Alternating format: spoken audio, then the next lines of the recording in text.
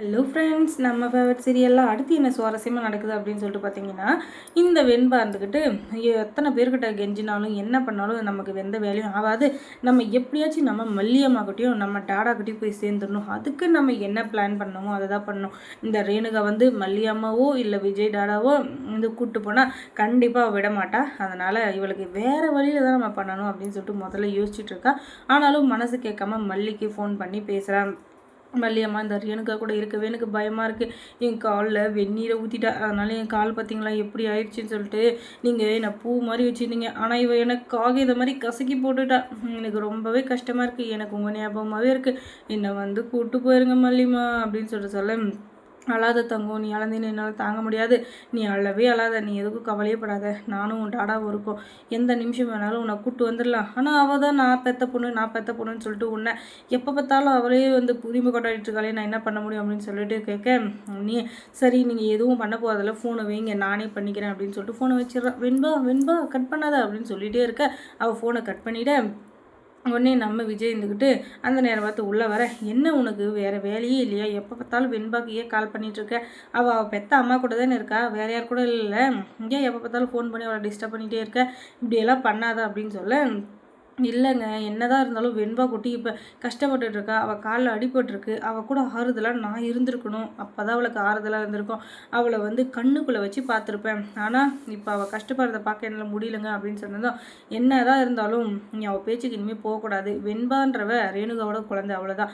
நமக்குன்னு ஒரு குழந்தை பிறந்தால் தான் அது உன் குழந்தை. இப்போ அது ரேணுகாவோட குழந்தை. அதனால் நீ அவள் விஷயத்தில் தலையிடாமல் இருக்கிறது தான் நல்லது அப்படின்னு சொல்லிட்டு சொல்ல அவளுக்கு மூஞ்சில் அடித்த மாதிரி ஆகிடுது.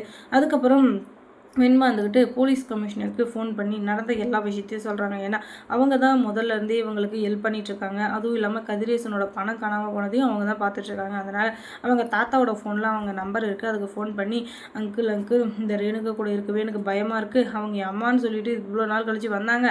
அதை பற்றி எனக்கு எந்த பிரச்சனையும் இல்லை. ஆனால் என்னை ரொம்பவே சித்திரவதை பண்ணுறாங்க. என் அப்பாவை பார்க்க விட மாட்டேங்கிறாங்க. என்னோட மல்லியம்மாவை பார்க்க விட மாட்டேங்கிறாங்க.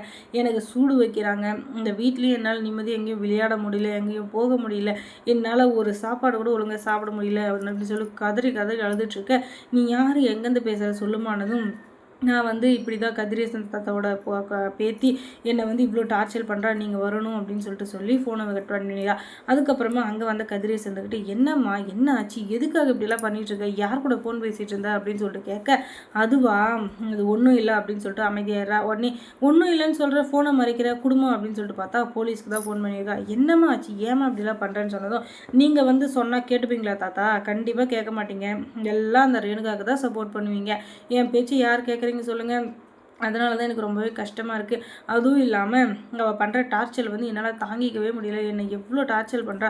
ஆனால் நீங்கள் எல்லாமே அமைதியாக இருக்கீங்க அப்படின்னு சொல்ல, நீ எதுக்கும் கவலைப்படாதம்மா, எல்லாமே நல்லதாகவே நடக்கும். நீ ஏன் அம்மா இப்படி வெறுக்கிறேன்னு எனக்கு தெரியல அப்படின்னு சொல்லி இந்த கதிரேசன் சொல்ல, என்னதான் இருந்தாலும் நீங்கள் உங்கள் பொண்ணுக்கு தான் அது சப்போர்ட் பண்ணுறீங்க தாத்தா, உங்களுக்கு என்ன பிடிக்கல அதுதானே உண்மை அப்படின்னு சொல்ல, அப்படி இல்லைடா தங்கம், என்னதான் இருந்தாலும் எல்லாருமே இந்த குடும்பத்தில் முக்கியம் இல்லையா?